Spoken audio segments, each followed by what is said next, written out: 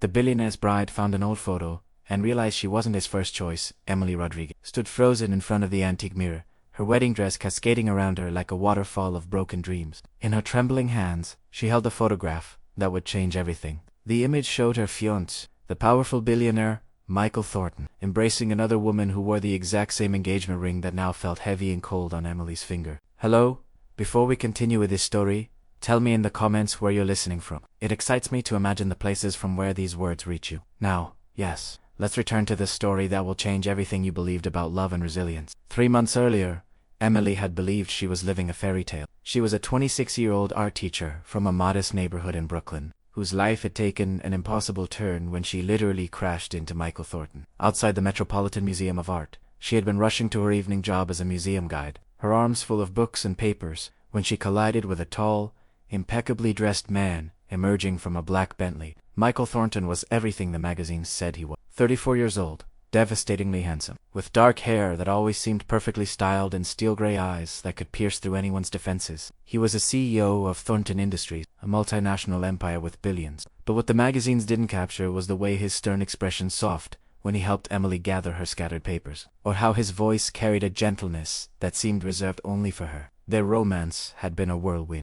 Michael pursued her with an intensity that left Emily breathless. Private dinners at exclusive restaurants, weekend getaways to his estate in the Hamptons, flowers delivered to her small apartment every morning. He showered her with attention and affection, making her feel like the most important person in his carefully orchestrated world. The proposal came just 2 months after their first meeting. Michael had arranged for them to have dinner on the rooftop of his Manhattan penthouse, with the entire city sparkling below them like a carpet of stars. When he got down on one knee and presented her with a stunning 10-carat diamond ring, Emily felt her heart might burst with happiness. This was her Prince Charming, her escape from a life of financial struggles and uncertainty. The ring itself was breathtaking. A massive emerald-cut diamond surrounded by smaller stones, set in platinum. Michael told her it was custom-made, designed specifically for her. The way he looked at her when he slipped it onto her finger made Emily feel like she was the luckiest woman alive. Wedding preparations began immediately. Michael insisted on handling all the details through his team of event planners. The ceremony would be held at his family's estate in the Hamptons, a sprawling mansion that had been in the Thornton family for generations. Everything had to be perfect, he said, because she deserved nothing less. Emily threw herself into her role as the future Mrs. Thornton with enthusiasm, despite feeling somewhat overwhelmed by the grandeur of it all. She quit her teaching job to focus on wedding preparations and learning to navigate Michael's sophisticated world. His mother, the formidable Catherine Thornton, took it upon herself to educate Emily in the ways of high society. Etiquette lessons, wardrobe consultations, and introductions to the right people became Emily's new routine. The media attention was intense. Society photographers followed them everywhere, and Emily found herself on the cover of several magazines as the teacher who captured the billionaire's heart. She tried to enjoy the attention, but sometimes it felt overwhelming. Michael assured her that once they were married, the interest would die down. Everything seemed perfect on the surface. Michael was attentive and loving, always making time for her, despite his demanding schedule. He would surprise her with thoughtful gifts, remember small details about her preferences, and make her feel cherished in ways she had never experienced before. Emily began to believe that love at first sight wasn't just a fairy tale after all. But it was during the final weeks before their wedding that cracks began to appear in her perfect world. Small things, at first. Phone calls that Michael would take in another room, speaking in hushed tones. Text messages that would make his expression darken before he quickly deleted them. When Emily asked about these moments, Michael would dismiss her concerns with a kiss and a charming smile, telling her she was imagining things. The doubts really began the day Emily decided to surprise Michael by organizing his study while he was away on a business trip. She wanted to do something special for him, to show how much she appreciated everything he had done for her. The study was Michael's private sanctuary, a room lined with leather-bound books and expensive art, where he conducted his most important business. As Emily carefully dusted his antique desk, she accidentally knocked over a small wooden box that had been tucked behind some files. The box opened as it fell, spilling its contents across the Persian rug. Most of the items were business cards and old cufflinks, but there, among the scattered objects, was a photograph that made Emily's blood run cold. The photograph was slightly faded, as if it had been handled many times over the years. In it, Michael looked younger, maybe in his late 20s, but his smile was radiant in a way Emily had never seen. He had his arms wrapped around a stunningly beautiful woman with long, dark hair and emerald green eyes. She was laughing at something he had whispered in her ear, and the intimacy between them was palpable even through the still image. But what made Emily's hand shake was what she saw on the woman's finger. The exact same ring that now adorned Emily's hand, the same emerald-cut diamond the same platinum setting, the same intricate details that Michael had claimed were designed specifically for her. Every curve, every facet, every tiny accent stone was identical. Emily sank into Michael's leather chair, staring at the photograph with growing horror. Who was this woman? When was this picture taken? And why did she have Emily's ring? The questions swirled in her mind as she tried to make sense of what she was seeing. She turned the photograph over with trembling fingers and found something even more disturbing. Written in Michael's distinctive handwriting were the words, "Forever yours. Sarah, our love is eternal. Sarah, Sarah." The name echoed in Emily's mind like a haunting melody. Michael had never mentioned anyone named Sarah. In all their conversations about past relationships, he had been vague, mentioning only that he had dated casually, but never found anyone worth committing to until he met Emily. He had made her feel special, chosen, unique. But this photograph told a different story. Emily's mind raced as she tried to piece together the puzzle. If Michael had been serious enough with this Sarah woman to give her the same ring, what had happened to her? Where was she now? And more importantly, was Emily just a replacement? A second choice wearing a recycled symbol of someone else's love? The discovery shattered something fundamental in Emily's heart. She carefully placed the photograph back in the box, her hands shaken so badly she could barely manage the simple task. Everything she thought she knew about her relationship with Michael suddenly felt like a lie. The custom ring, the whirlwind romance, the intensity of his pursuit, had it all been a carefully orchestrated performance, a way to fill the void left by this mysterious Sarah? If you enjoyed this story, don't forget to subscribe to the channel. It's completely free, and it helps us bring you more stories like this. Emily spent the rest of that day in a daze, trying to act normal when Michael returned from his trip. He greeted her with his usual warmth, pulling her into his arms and telling her how much he had missed her. But Emily felt like she was watching the scene from outside her body, analyzing his every word and gesture for signs of deception. That night, as Michael slept peacefully beside her, Emily stared at the ceiling and tried to decide what to do with her devastating discovery. Part of her wanted to confront him immediately, to demand answers about Sarah and the ring. But another part of her was terrified of what those answers might be. What if Sarah had been the love of his life? What if Emily really was just a substitute, chosen because she bore some resemblance to a woman he could never forget? The next few days passed in a blur of wedding preparations and forced smiles. Emily found herself studying Michael with new eyes, looking for clues about his past. She noticed things she had overlooked before. The way his expression sometimes grew distant during quiet moments, as if he were thinking about something or someone far away. The careful way he avoided talking about his life before they met. The fact that he had no old photographs displayed in his home, no mementos from previous relationships. Emily's friends and family were so excited about the upcoming wedding that she couldn't bring herself to share her doubts with them. Her mother, Carmen, had been over the moon about Emily's engagement to a wealthy, successful man. After years of struggling to make ends meet as a single mother, Carmen saw Michael as a blessing, a chance for her daughter to have the security and comfort she had never been able to provide. Emily's best friend, Jessica, had been equally thrilled. During their last girls' night out before the wedding, Jessica had gushed about how lucky Emily was to have found her Prince Charming. As they sat in a trendy Manhattan bar, surrounded by other women celebrating various milestones, Emily felt like a fraud. She smiled and nodded at all the right moments, but inside, she was falling apart. The weight of her secret was crushing. Every day that passed without confronting Michael felt like another step deeper into a lie. But Emily was also practical enough to understand the consequences of calling off the wedding. The invitations had been sent to over 300 guests, including some of the most powerful people in New York society. The venue was booked, the catering ordered, the flowers arranged. Canceling now would not only be personally devastating, but also professionally damaging to Michael's reputation. As the wedding day approached, Emily found herself paying closer attention to Michael's behavior, looking for any signs that might explain the mysterious Sarah. She began to notice patterns she had missed before. Sometimes, when they were out at social events, Michael would scan the crowd as if he were looking for someone. When certain songs played on the radio, his mood would shift subtly, becoming more reflective or melancholy. One evening, about a week before the wedding, Emily decided to do some investigating. While Michael was working late at the office, she used his laptop to search for any mention of Sarah in his emails or files. She felt guilty about snooping, but her need for answers overrode her respect for his privacy. What she found made her heart race. Buried deep in his email archives, she discovered a folder labeled S that contained dozens of messages from years past. The emails were love letters, passionate and intimate communications between Michael and someone identified only as my darling. The messages painted a picture of a deep, consuming love affair that had lasted for several years. In one particularly revealing email, Michael had written, "Every day without you feels like an eternity. I can't imagine my life with anyone else. You are my everything, my reason for breathing. When we're finally married, I'll spend every day showing you how much you mean to me." Emily's vision blurred as she read those words that felt like they should have been meant for her, but clearly belonged to someone else. The dates on the emails showed that this relationship had ended only 80 months before Michael met Emily. The timeline was devastating. Had he really gotten over the love of his life so quickly? Or was Emily just a convenient replacement? As she continued reading, Emily pieced together fragments of the story. Sarah had apparently been pressured by her family to break up with Michael, though the emails didn't make clear why. There were references to duty and expectations and impossible circumstances. Michael's final email in the chain was heart-wrenching in its desperation. "I will wait for you forever. No one else will ever take your place in my heart. This isn't goodbye.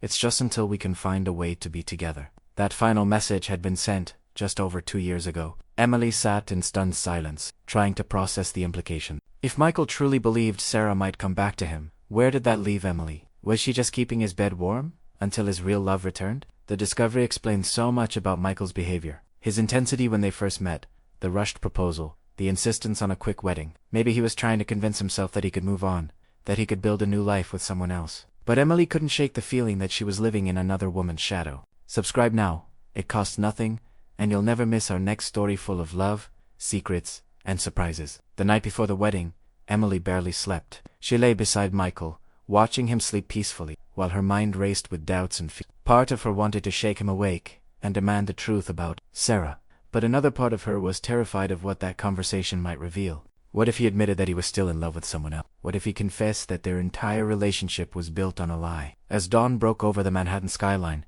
Emily made a decision. She would go through with the wedding, but she would also find a way to get answers about Sarah. She owed it to herself to understand the truth about her relationship with Michael, even if that truth might destroy her happiness. The wedding day dawned bright and clear.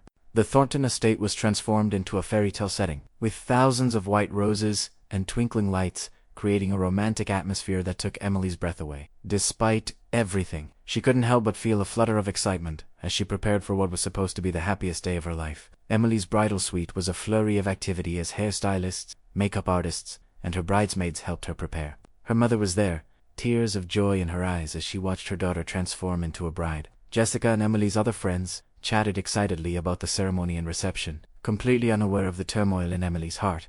The wedding dress was a masterpiece. Michael had insisted on commissioning a custom gown from one of Europe's most renowned designers. The dress was made of the finest French silk and Venetian lace, with intricate beadwork that caught the light with every movement. As Emily looked at herself in the mirror, she had to admit that she looked like a princess from a fairy tale. But as she gazed at her reflection, all she could think about was the photograph hidden in Michael's study. Was Sarah more beautiful? Had Michael looked at her with the same awe and desire that Emily saw in his eyes? These questions plagued her, even as everyone around her gushed about how radiant she looked. The ceremony was set to take place in the estate's formal gardens, with views of the ocean stretching out to the horizon. As the time approached, Emily felt her nerves getting the better of her. Her hands were shaking so badly that her maid of honor had to help her hold her bouquet steady. It was then that Catherine Thornton entered the bridal suite. Michael's mother was an elegant woman in her early 60s, with silver hair pulled back in a perfect chignon, and sharp blue eyes that seemed to see everything. She had been civil to Emily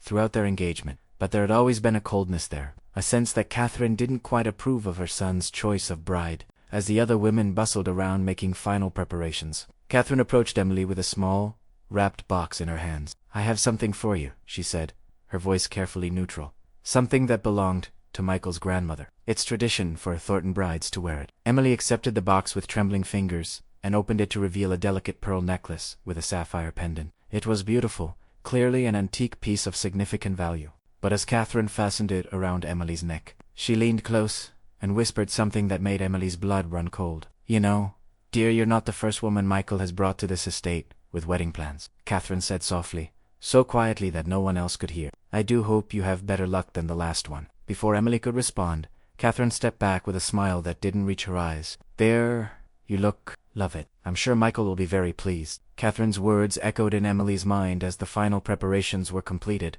What had happened to the last one? Was she talking about Sarah? Had Michael actually been engaged before? Or was Catherine simply referring to serious girlfriends who had visited the estate? As the music began, and it came time for Emily to walk down the aisle, she felt like she was moving through a dream.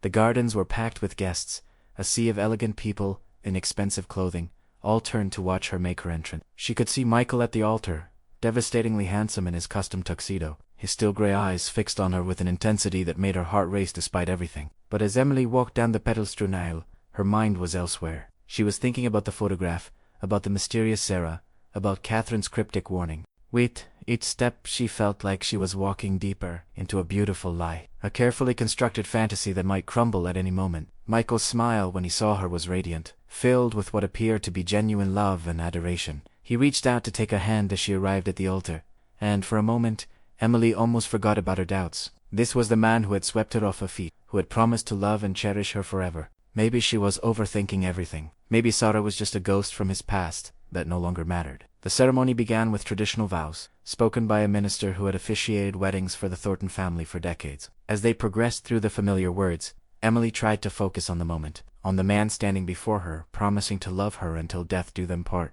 But she couldn't shake the feeling that these same words had been spoken before, to another woman who had worn the same ring, now gracing Emily's finger. It was during the exchange of vows that Emily noticed something that made her heart stop. As Michael spoke his promises of eternal love, his eyes briefly shifted to scan the crowd of guests. It was a subtle movement that most people would have missed, but Emily was watching him intently. For just a moment, his expression changed, a flicker of something, hope, maybe, or anticipation, as if he were looking for someone specific among the wedding guests. The realization hit Emily like a physical blow. He was looking for Sarah, even on his wedding day, even as he promised to love Emily forever. Part of him was still hoping that his lost love might appear.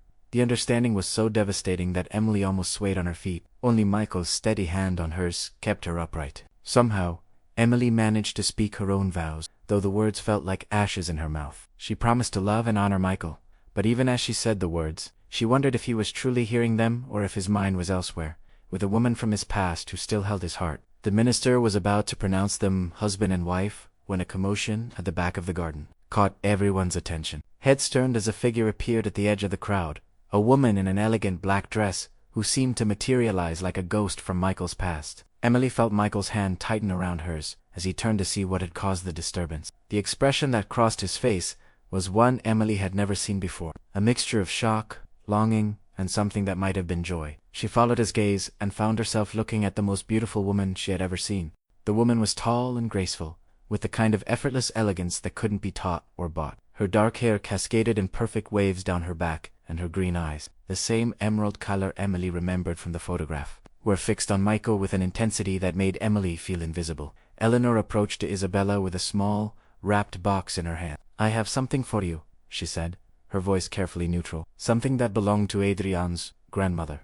It's tradition for Blackwood brides to wear it." Isabella accepted the box with trembling fingers, and opened it to reveal a delicate pearl necklace with a sapphire pendant. It was beautiful, clearly an antique piece of significant value, but as Eleanor fastened it around Isabella's neck, she leaned close and whispered something that made Isabella's blood run cold. "You know, dear, you're not the first woman Adrian has brought to this estate with wedding plans," Eleanor said softly, so quietly that no one else could hear. "I do hope you have better luck than the last one." Before Isabella could respond, Eleanor stepped back with a smile that didn't reach her eyes. "There, you look lovely. I'm sure Adrian will be very pleased." Eleanor's words echoed in Isabella's mind as the final preparations were completed. What had happened to the last one? Was she talking about Sophia? Had Adrian actually been engaged before?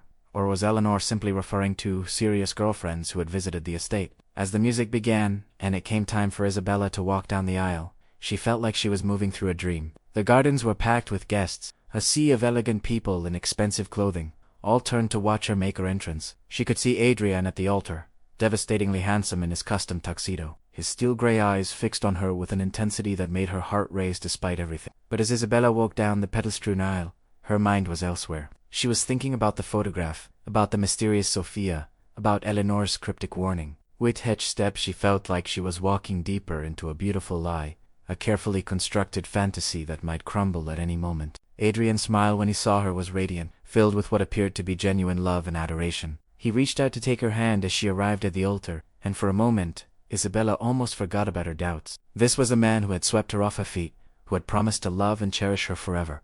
Maybe she was overthinking everything. Maybe Sophia was just a ghost from his past that no longer mattered. The ceremony began with traditional vows, spoken by a minister who had officiated weddings for the Blackwood family for decades. As they progressed through the familiar words, Isabella tried to focus on the moment, on the man standing before her, promising to love her until death do them part. but she couldn't shake the feeling that these same words had been spoken before, to another woman who had worn the same ring now gracing Isabella's finger. It was during the exchange of vows that Isabella noticed something that made her heart stop. As Adrian spoke his promises of eternal love, his eyes briefly shifted to scan the crowd of guests. It was a subtle movement that most people would have missed, but Isabella was watching him intently. For just a moment, his expression changed, a flicker of something, hope, maybe, or anticipation, as if he were looking for someone specific among the wedding guests. The realization hit Isabella like a physical blow. He was looking for Sophia. Even on his wedding day, even as he promised to love Isabella forever, part of him was still hoping that his lost love might appear.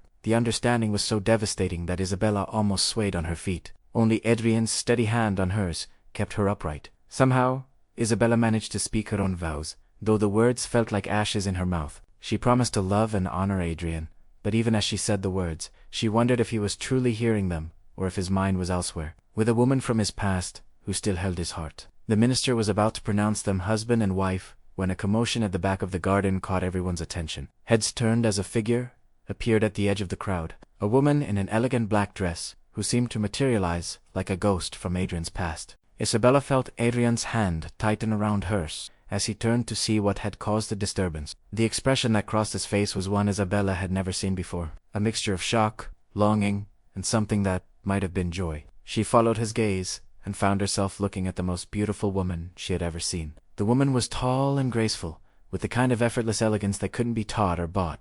Her dark hair cascaded in perfect waves down her back, and her green eyes, the same emerald color Isabella remembered from the photograph, were fixed on Adrian, with an intensity that made Isabella feel invisible. Remember, subscribing is totally free. Just one click, and you'll always be part of our community of stories. The entire wedding party stood frozen as the mysterious woman walked slowly toward the altar. Wedding guests murmured among themselves, craning their necks to get a better look at the unexpected arrival. Emily felt like she was watching a movie, detached from her own life as this stunning stranger approached the most important moment of her existence. "Michael," the woman said, her voice carrying clearly across the silent garden. The single word held volumes of emotion, years of history compressed into two syllables that seemed to hang in the air like a challenge. Emily watched Michael's face transform as he looked at the woman. This was not the controlled, sophisticated businessman she had fallen in love with. This was a man seeing his heart's desire after years of separation, and the naked emotion in his expression told Emily everything she needed to know about who this woman was. "Sarah,"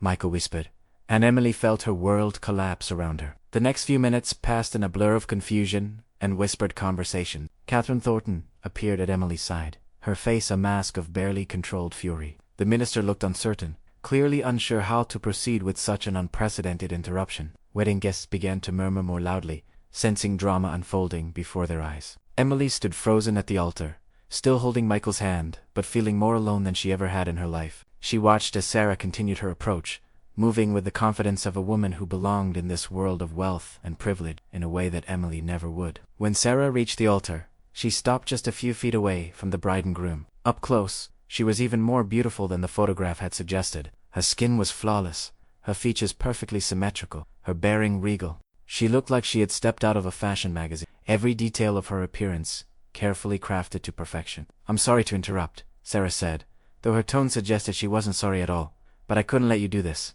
Michael, not when you know how I feel. Not when you know what we mean to each other." The words hit Emily like physical blows. Here, in front of 300 guests, on what was supposed to be the happiest day of her life, she was being confronted with the reality that her fiancé's heart belonged to someone else. The humiliation was overwhelming, made worse by the fact that it was playing out in front of so many people. Michael still hadn't spoken. He stood there, torn between the woman he was supposed to marry and the woman he had never stopped loving. Emily could see the war raging in his eyes, duty battling desire, obligation fighting with genuine emotion. It was Catherine who finally broke the silence. "Miss Williams," she said icily, "you are not invited to this wedding. I think you should leave immediately." Williams? Now Emily had a last name to go with the face that had haunted her for weeks. Sarah Williams. Sarah Williams. The name sounded elegant, sophisticated, perfectly suited to someone who clearly belonged in Michael's world in a way that Emily never would. "Mrs. Thornton?" Sarah replied with perfect composure. "With respect, this concerns your son and his happiness. I think he should be allowed to make his own choice." Emily found her voice at last, though it came out as barely more than a whisper. "Michael," she said, her hand still clasped in his, "who is this woman?" For a moment, Michael looked like a man caught in the middle of his worst nightmare. His eyes moved between Emily and Sarah, and she could see him struggling with what to say. The truth, Emily realized, was written all over his face. "Emily," he began, his voice hoarse with emotion.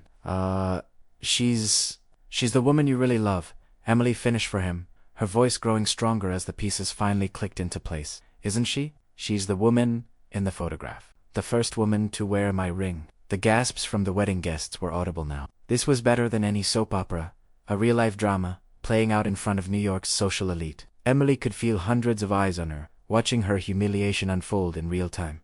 Michael's silence was answer enough. Emily looked down at the engagement ring on her finger, the symbol of what she had thought was their unique love, now revealed to be a recycled token from another relationship. With hands that were steadier than she felt, she slipped the ring off her finger and held it out to Michael. "I think this belongs to someone else," she said quietly. The gesture seemed to break whatever spell had held Michael frozen. He stared at the ring in Emily's outstretched palm, then looked up at her face. For the first time since Sarah's arrival, he seemed to really see Emily, to understand what his silence was doing to her. "Emily, please," he said urgently. "Let me explain. It's not what you think." But Emily was beyond explanations now. The hurt, the humiliation, the weeks of doubt and suspicion all crystallized into a moment of absolute clarity. She didn't need to hear Michael's explanation because she already understood the truth. She had been a substitute, a placeholder, someone to help him forget the woman he really loved until that woman decided to come back. "No explanation necessary," Emily said with a dignity that surprised even her. She turned to address the crowd of guests, her voice carrying clearly across the silent garden. "I apologize for the disruption, everyone. It seems the groom needs some time to figure out who he really wants to marry." Without another word, Emily turned and began walking back down the aisle she had traversed with such hope just minutes earlier. Her mother called her name from the crowd, concern and confusion evident in her voice. But Emily didn't stop. She needed to get away from the starry eyes, the whispered comments, the unbearable weight of public humiliation. As she reached the edge of the garden, Emily heard Michael call her name, his voice desperate and pleading. She paused for just a moment, her back still turned to the altar, and spoke without looking around. "Choose wisely, Michael," she said, her words meant for him, but audible to many of the guests, "because this time, I won't be waiting when you change your mind again." Emily made it to her bridal suite before the tears finally came. She collapsed onto the elegant settee, where she had been so happy just hours earlier, her beautiful wedding dress spread around her like the remnants of a shattered dream. The pearls Catherine had given her felt heavy around her neck, a reminder of a family she would never truly belong to. Jessica was the first to reach her, having pushed through the confused crowd of guests to follow her friend. She wrapped Emily in a fierce hug, not caring about wrinkles or makeup stains on the expensive dress. "Oh honey," Jessica whispered. "I'm so sorry. What do you want to do?" Emily wiped her eyes, trying to gather what was left of her composure. "I want to get out of this dress and go home," she said simply. "And I never want to see Michael Thornton again." As Jessica helped her change out of the wedding gown, Emily could hear voices and footsteps in the hallway outside the suite. The Thornton staff was probably trying to manage the chaos outside, figure out what to tell the guests, handle the media attention that would inevitably follow this spectacle. Emily's mother appeared in the doorway, her face a mixture of concern, anger, and confusion. "Mia, what happened out there? Who was that woman?" "The love of his life, apparently," Emily said, her voice steadier now that the initial shock was wearing off. "The woman he was with, before me. The woman who had my ring first." Carmen's face darkened with maternal fury. "That man led you on, made promises he couldn't keep. How dare he humiliate you like this?" Emily appreciated her mother's anger on her behalf, but she was too emotionally drained to feel much rage herself. The predominant emotion was a deep, aching sadness for what might have been, combined with relief that she had discovered the truth before it was too late to escape. As Emily finished changing into simple street clothes, she made a decision that surprised even herself. Instead of fleeing immediately, she was going to confront Michael one more time. She needed to hear from his own lips what Sarah meant to him. She needed to understand how their entire relationship had been built on the foundation of his unresolved feelings for another woman. Emily made her way back toward the garden, moving quietly through the mansion's elegant hallways. She could hear voices from the garden, heated discussions that suggested the drama was far from over. As she approached the French doors that led outside, she positioned herself where she could see and hear what was happening without being noticed. Michael was standing near the altar, still in his tuxedo, but looking disheveled and lost. Sarah stood beside him, close, but not touching, her expression a mixture of hope and uncertainty. Most of the wedding guests had been ushered away, but family members and close friends remained, creating a semicircle of tension around the former bride and groom. "You have to understand," Michael was saying to his mother, his voice strained with emotion. "I thought she was gone forever. I thought I had to move on, build a life with someone else. Emily is wonderful, but she's not, Sarah, Catherine finished coldly. She's not the woman who broke your heart and disappeared for 2 years without a word. Sophia stepped forward, her chin raised defiantly. I had reasons for leaving, Mrs. Blackwood. Reasons you well know. My family threatened to cut me off completely if I married Adrian. I was young and scared, and I made a mistake. And now you think you can just waltz back in and destroy another woman's wedding day. Eleanor's voice was sharp with disapproval. Isabella deserves better than this humiliation. Isabella deserves a man who loves her completely, Sophia countered. And we all know that Adrian's heart has never belonged to anyone but me. The words, though probably true, cut through Isabella like a knife. She pressed herself against the wall, tears threatening again, as she listened to them discuss her life, as if she were not even a factor in the equation. Adrian ran his hands through his hair, a gesture of frustration Isabella knew well. I tried to love her the way she deserved, he said quietly. I wanted to be the husband she needed. But you're right, Sophia. I never stopped thinking about you, wondering what might have been if things had been different. The confession was devastating in its honesty. Isabella had suspected the truth for weeks, but hearing Adrian admit it aloud made it unbearably real. She had been living a lie, playing a role in someone else's love story without even knowing it. So what now? Eleanor demanded. Isabella is gone, probably never to return. Sophia has made her grand gesture. What are you going to do, Adrian? Before Adrian could answer, Isabella decided she had heard enough. She stepped through the French doors and back into the garden, her appearance causing another moment of stunned silence. Don't worry about what to do, Isabella sighed, her voice calm and clear. I'll make it easy for everyone. Adrian spun around, his face a mixture of relief and apprehension when he saw her. Isabella, thank God.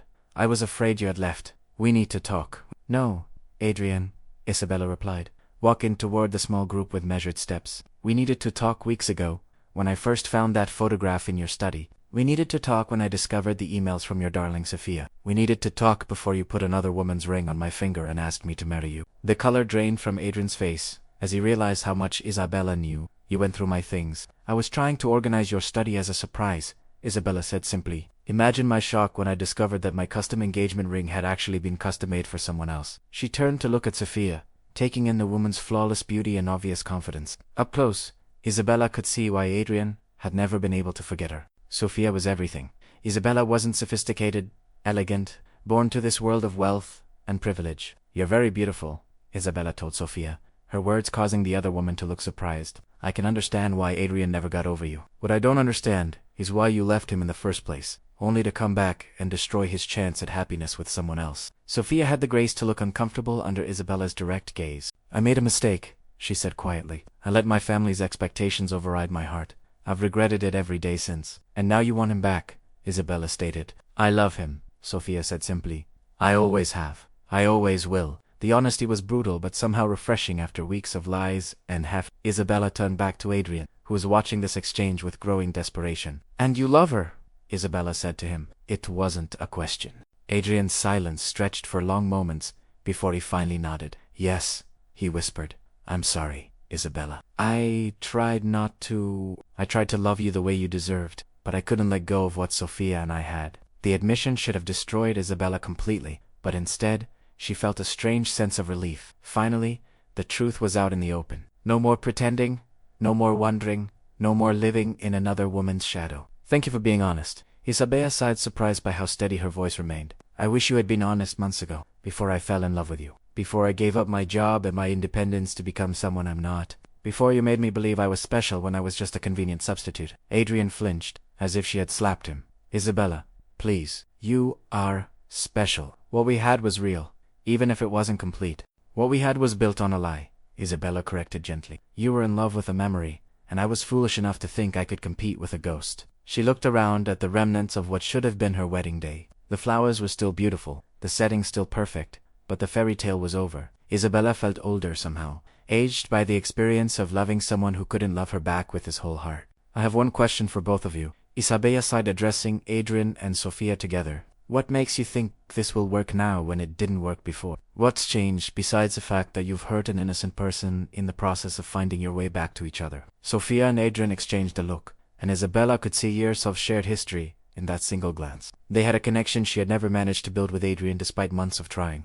I'm older now, Sophia said slowly, more independent. My family's money doesn't matter to me the way it used to. I have my own career, my own life. I don't need their approval anymore. And I'm tired of trying to forget you, Adrian added. looking directly at Sophia. "Tired of pretending I could build a life with someone else when my heart has always belonged to you." The words were like daggers, each one reminding Isabella of how completely she had been fooling herself. But she was grateful for the honesty, even if it came too late to save her from heartbreak. "Well then," Isabella said with a composure that surprised everyone, including herself, "I suppose there's nothing left to discuss. You two deserve each other, and I deserve someone who won't spend our entire relationship wishing I was someone else." She reached into her small purse and pulled out the photograph that had started her journey to this moment. She held it up so both Adrian and Sophia could see it clearly. "I found this in your study," she said to Adrian. "Forever yours, Sophia. Our love is eternal." Those were your words, weren't they? And here I was, thinking I was your first and only love when I was actually just filling a temporary vacancy. Adrian's face crumpled with shame and regret. "Isabella, I never meant for you to find that. I should have thrown it away years ago." "No," Isabella said firmly. "You should have been honest with me from the beginning. You should have told me that you were still in love with someone else, instead of making me believe in a fairy tale that was never real." She turned to address the small group of family and friends who were still witnessing this painful scene. "I want everyone to know that I harbored no ill will toward Adrian or Sophia. Love isn't something we can control. And I can't hate someone for being honest about their feelings, even if that honesty came too late." Eleanor Blackwood stepped forward, her expression softer than Isabella had ever seen it. "My dear, I am truly sorry this happened. You handled yourself with remarkable grace today." "Thank you, Mrs. Blackwood," Isabella replied. "I hope Adrian and Sophia find the happiness they're looking for, and I hope next time they'll be more careful about the hearts they break along the way." Isabella's mother appeared at her side, wrapping a protective arm around her daughter's shoulders. "Come on, Mia," Rosa said gently.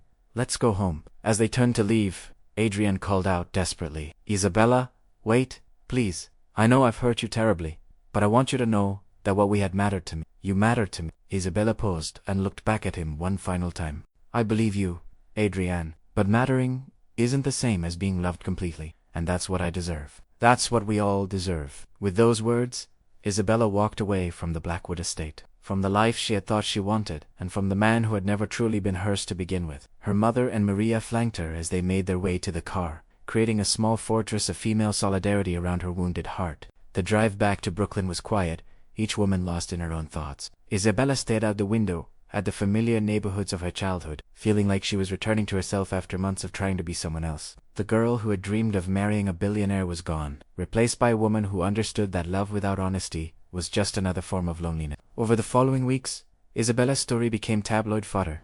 The dramatic wedding interruption was covered extensively in the society pages, with photographers camping outside her mother's apartment building and reporters trying to get exclusive interviews. Isabella refused all requests for comments, choosing instead to process her heartbreak in private. The ring, she learned through Adrian's lawyer, had been returned to its original owner. Sophia and Adrian had quietly married in a small ceremony just 1 month after Isabella's public humiliation. The irony wasn't lost on her that they had accomplished in weeks what she and Adrian had spent months planning. Isabella threw herself into rebuilding her life. She returned to teaching, finding solace in her students' enthusiasm and creativity. The children didn't care about her failed engagement or her brief brush with high society. They just wanted to learn about art and express themselves through color and form. It was during one of her evening art classes for adults that Isabella met David Chun, a quiet architect who signed up for painting lessons as a way to explore his creative side. David was the opposite of Adrian in every way. Where Adrian was flashy and commanding, David was understated and thoughtful. Where Adrian had swept her off her feet with grand gestures, David won her over with small kindnesses and genuine interest in her thoughts and dreams. The relationship developed slowly, built on a foundation of friendship and mutual respect rather than passion and intensity. David had been hurt before, too, divorced from a woman who had married him for his stability while loving someone else. They understood each other's caution, their need to build trust gradually. 6 months after her wedding day disaster, Isabella was finally beginning to feel like herself again. She had moved into a small apartment in Greenwich Village, started painting again in her spare time, and even begun to believe that she might be capable of loving and being loved completely someday. It was on a crisp autumn evening that Isabella's carefully rebuilt world was shaken once again. She was leaving a favorite coffee shop near NYU when she almost collided with a familiar figure on the sidewalk. Adrian Blackwood stood before her, looking older and more tired than she remembered, his usually perfect appearance slightly disheveled. "Isabella," he said, his voice filled with an emotion she couldn't quite identify. "I've been hoping I might run into you." "Adrian," she replied, surprised by how little seeing him affected her. The man who had once made her heart race now felt like a stranger from a different lifetime. "How are you?" He paused, seeming to struggle with the question. "I'm married, as I'm sure you know. I heard, Isabella said simply. Congratulations, I hope you're happy. Adrian's laugh was bitter and short. Are we ever really happy when we get what we think we want? The cryptic comment piqued Isabella's curiosity, despite herself. I'm not sure I understand what you mean. May I walk with you for a few minutes? Adrian asked. There are things I need to say to you, things I should have said months ago.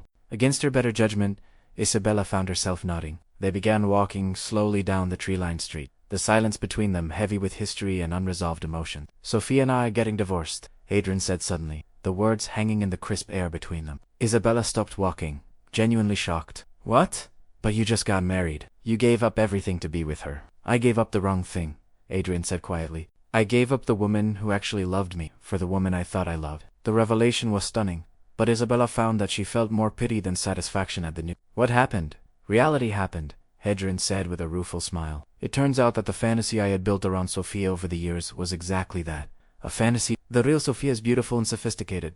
Yes, but she's also selfish and demanding in ways I had forgotten. The woman I fell in love with at 25 doesn't exist anymore, if she ever really did. Isabella absorbed this information, trying to understand what Adrian was really telling her. And you're telling me this because I realized what I lost when I let you walk away, Adrian said, stopping to face her directly. Because I want you to know that you were never a substitute, Isabella. You were the real thing, and I was too blind to see it. The words Isabella had once desperately wanted to hear now left her feeling nothing but sadness for both of them. Adrian, you can't rewrite history. I spent months knowing I was living in another woman's shadow. I saw how you looked at her at our wedding. You never looked at me that way. Because I was an idiot, Adrienne said with painful honesty. Because I confused obsession with love, nostalgia with genuine feeling. What Sophia and I had was intense, but it wasn't healthy. What you and I had was real and honest and good, and I threw it away for a ghost. Isabella felt tears threatening, not for what they had lost, but for the futility of his realization. It's too late, Adrian. You made your choice, and I've made mine. I'm moving on with my life, with someone else, Adrian asked, and she could hear the jealousy in his. That's not your concern anymore, Isabella said gently, but firmly. You lost the right to worry about my romantic life when you humiliated me in front of 300 people. Adrian flinched, as if she had struck him. I know, I hurt you terribly. I know I don't deserve forgiveness, but I had to try. I had to tell you that I understand now what I gave up. Understanding doesn't change anything, Isabella replied. It doesn't erase the months I spent wondering if I was enough. It doesn't take back the ring that belonged to someone else, or the emails you kept from a woman you claimed to be over. They had stopped walking again, standing under a street lamp that cast long shadows on the pavement around them. Adrian looked at Isabella with an expression of such genuine remorse that she almost felt sorry for her. I want you to know that I'm selling the ring, Adrian said quietly. Sophia wanted to keep it, but I can't stand the thought of it representing our marriage when it should have been yours alone from the beginning. It was never mine, Adrian, Isabella said softly. It was always hers. You just let me borrow it for a while. The simple statement seemed to break something in Adrian. His composed facade crumbled, and Isabella saw the lost, confused man beneath the billionaire exterior. I've lost everything that mattered, he whispered. My marriage is over. My reputation is in shambles, and the woman I should have chosen is standing in front of me, looking at me like I'm a stranger. You're not a stranger, Isabella said kindly. You're just someone I used to know. Someone I cared about very much, but who taught me that sometimes love isn't enough when it's not honest. If you enjoyed this story, don't forget to subscribe to the channel. It's completely free, and it helps us bring you more stories like this. Isabella reached into her purse and pulled out a small wrapped package. I've been carrying this around for weeks, hoping I might see you, she said, handing it to Adrian. It's something that belongs to you. Adrian unwrapped the package with trembling fingers, revealing the pearl necklace Eleanor had given Isabella on their wedding day. The sapphire pendant caught the streetlight, sparkling with memories of a day that felt like a lifetime ago. Your mother's necklace, he said, his voice thick with emotion. I couldn't keep it, Isabella explained. It belongs in your family, even if I don't anymore. Adrian stared at the necklace for a long moment before looking back at Isabella. She liked you, you know? My mother. She told me after the wedding that you were the first woman I'd ever brought home who had real substance, real character. She said I was a fool for letting you go. Your mother is a wise woman, Isabella said with a small smile. But she didn't choose your wife. You did the wrong woman, Adrian said desperately.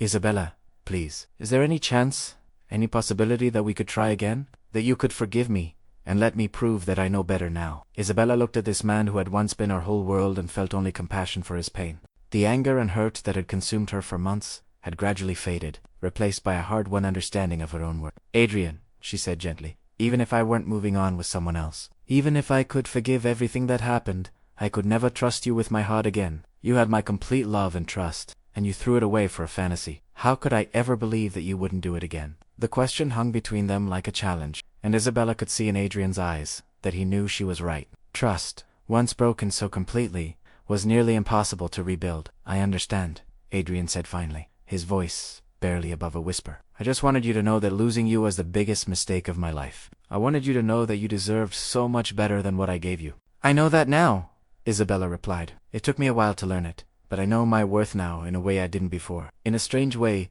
I'm grateful for what happened. It taught me what I won't settle for ever again. They stood in silence for a few moments, the weight of their shared history settling around them like autumn leaves. Isabella felt a sense of closure she hadn't realized she needed, a final conversation that put their relationship to rest once and for all. I should go, Isabella said finally. David is cooking dinner for me tonight, and I don't want to be late. David, Adrian repeated, the name sounding foreign on his lips. The man who loves me completely, Isabella said with quiet confidence. The man who chose me first, who thinks I'm enough, exactly as I am. The man who would never make me compete with a ghost. The words weren't meant to be cruel, but Isabella could see they struck home. Adrian nodded slowly, understanding that he was hearing about the kind of love he had never been able to give her. I'm glad, he said, and she could tell he was trying to mean it. You deserve that kind of love, Isabella. You always did. Yes, Isabella agreed simply. I did. They said goodbye then, a final farewell that felt like closing a chapter of her life forever. As Isabella walked away, she didn't look back. There was nothing behind her worth seeing, and everything ahead of her was bright with possibility. Subscribe now. It costs nothing, and you'll never miss our next story, full of love, secret, and surprises. The apartment Isabella returned to that evening was small but filled with warmth and laughter. David had indeed cooked dinner, a simple pasta dish that tasted like home in a way the elaborate meals at the Blackwood estate never had. As they sat at a tiny kitchen table, sharing stories about their day, Isabella marveled at how natural it all felt. You seem different tonight, David observed as they cleaned up together. Lighter somehow, Isabella smiled, realizing he was right. The encounter with Adrian had given her something she hadn't known she needed. The confirmation that she had made the right choice in walking away, and the knowledge that Adrian's regret was his burden to bear, not hers. I ran into someone from my past today, she said, handing David a plate to dry. It reminded me how far I've come. David nodded, understanding without needing details. That was another thing Isabella loved about him. He didn't pry or demand explanations for things that didn't concern him. He trusted her to share what she wanted to share when she was ready. That night, as Isabella lay in David's arms, listening to the sounds of the city outside her window, she reflected on the journey that had brought her to this moment. The girl who had fallen for Adrian's grand gestures was gone, replaced by a woman who understood that real love was found in quiet moments of connection, in trust built daily through small acts of kindness, in being chosen not as a consolation prize but as a first and only choice. The months that followed brought healing and growth in ways Isabella hadn't expected. Her art began to reflect her new understanding of herself, with paintings that were bolder, more confident, filled with color and life. She started teaching advanced classes, mentoring young artists who reminded her of herself at that age, talented but unsure, creative but lacking confidence. David proposed on a rainy Tuesday evening in her apartment, with no fanfare or grand gestures. He simply took her hand while they were watching a movie and said, I want to spend the rest of my life making you happy. Will you marry me? The ring was a simple solitaire, chosen specifically for her, with no history or baggage attached to it. When Isabella said yes, she meant it with her whole heart. Their wedding was everything.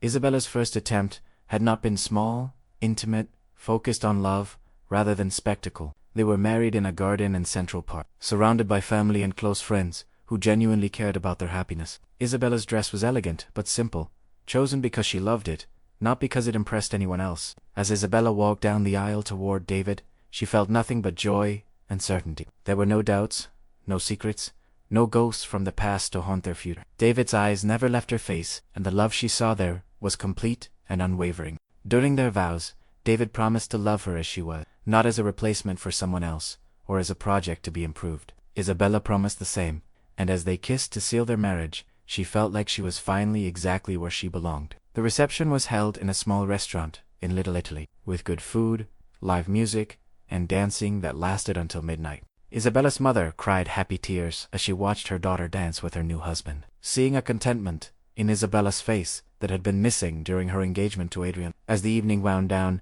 Isabella found herself standing on the restaurant's small balcony, looking out at the city lights, and thinking about how different her life had turned out from what she had once planned. A year ago, she had thought happiness meant marble floors and designer gowns, and a man who swept her off her feet. Now she understood that true happiness was much simpler and much more precious. It was being loved completely by someone who saw her clearly and chose her anyway. No regrets? David asked, joining her on the balcony and wrapping his arms around her from behind. None, Isabella said without hesitation. Everything that happened led me to you. I wouldn't change a thing. And she meant it. The pain of her broken engagement had been terrible, but it had also been necessary. It had taught her to value herself, to recognize real love when she found it, and to never settle for being someone's second choice again. Remember, subscribing is totally free, just one click, and you'll always be part of our community of stories. Years later, Isabella would occasionally see Adrian's name in the business pages or society columns. He had rebuilt his empire after the scandal of his failed marriages, but he remained unmarried, apparently having learned the hard way that some mistakes can't be undone. Isabella felt no satisfaction in his solitude, only sadness for the choices that had led him. She and David built a beautiful life together, filled with art and laughter and the quiet contentment that comes from being truly known by another person. They trabiled, pursued their careers, supported each other's dreams, and created a home that was rich in love, if not in luxury. Isabella never returned to the world of high society that had once seemed so appealing. She discovered that she preferred her small apartment to any mansion, her teaching salary to any trust fund, and David's honest affection to all the grand gestures money could buy. The photograph that had started her journey to self-discovery was long gone. Thrown away on the night, she moved out of her mother's apartment and into her new life. She had no need for reminders of Adrian's past or her own mistakes. The only pictures she kept were new ones. Images of her wedding to David, of their travels together, of the life they were building one day at a time. Sometimes, when Isabella was teaching her students about color and composition, she would think about that terrible, wonderful day when her perfect wedding had fallen apart. She would remember the feeling of standing at the altar, watching the man she thought she loved choose someone else, and how that moment of absolute humiliation had eventually become the foundation of her happiness. Art, she would tell her students, is about telling the truth, even when the truth is painful. Sometimes we have to destroy what we think we want in order to discover what we actually need. It was a lesson Isabella had learned the hard way, but it was one she would never forget. Love, she now understood, wasn't about being chosen from a crowd or winning a competition for someone's affections. It was about finding someone who saw you completely and loved you anyway. Someone who would never make you wonder if you were enough. On her 5th wedding anniversary, Isabella and David returned to the garden in Central Park, where they had been married. As they sat on the same bench where they had shared their first kiss as husband and wife, Isabella reflected on how perfectly their life had turned out. Do you ever wonder what would have happened if Adrian had chosen you that day? David asked, reading her contemplative mood with the intuition that comes from years of loving partnership. Isabella considered the question seriously before shaking her head. No, she said with certainty, because even if he had chosen me, it would have been for the wrong reasons. He would have chosen me because Sophia wasn't available, not because I was irreplaceable. With you, I never have to wonder. I know I'm your first and only choice, just as you're mine. David squeezed her hand, understanding the weight of what she was saying. They sat in comfortable silence, watching other couples walk through the garden, each lost in their own stories of love and loss and second chances. As the sun began to set over the city, painting the sky in shades of pink and gold, Isabella felt a deep sense of gratitude for the journey that had brought her to this moment. The girl who had once measured her worth by another person's attention was gone, replaced by a woman who understood that the most important love story was the one she was writing with herself. The broken engagement that had once felt like the end of her world had actually been the beginning of her real life. In losing Adrian, she had found herself, in being rejected by one man, she had become worthy of being chosen by the right one. And as Isabella sat in her husband's arms, watching the city she loved transform in the dying light, she knew that some stories end exactly as they should, not with the prince the heroine thought she wanted, but with the love she actually deserved. Because sometimes the most beautiful love stories are the ones where the heroine saves herself, discovers her own worth, and finds happiness not in being rescued, but in being genuinely, completely, and eternally chosen. And that was a fairy tale worth believing in. This story reminds us that sometimes what feels like our greatest loss becomes our most precious gift. Sometimes we need to lose what we think we want to discover what we actually need. And sometimes the person who breaks our heart inadvertently leads us to the love we were always meant to find. If this story touched something in your heart, tell me in the comments where you're listening from. What part moved you the most? And remember, true love isn't about grand gestures or expensive rings. It's about being chosen completely by someone who sees all of you and loves you anyway. Because everyone deserves to be someone's first choice, not their consolation prize.